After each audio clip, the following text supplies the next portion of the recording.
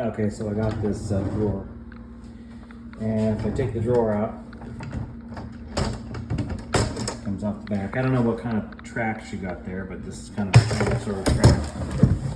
What I was saying is, you got these 4 screws right here. You take those off, and then this whole panel is going to come right off of the drawer. And then your damage was here.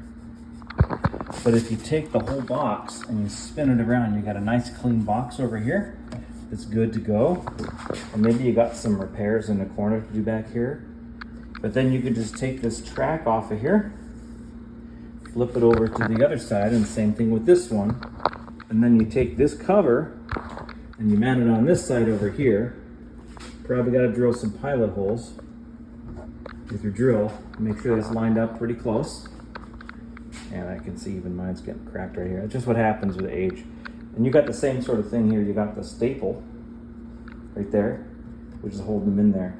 Now you could try to repair that by pilot drilling some holes here, make some tiny holes, just small enough to give some space, and then put some wood screws in here, and then put your glue right there in that crack.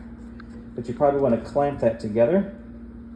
If you got a clamp after you wood glue it, then put those pilot holes right there, the screws in there, and that's going to hold it this way. Then you got that glued overnight there. Put another one here. Just make sure you don't hit those screws. Make sure that they're at a different height so they don't run into that, and then you should be in good shape. Worst comes to worst, you probably can buy an entirely new box if you have the dimensions. Might be a different height, but that's okay as long as it's the right width and the same length.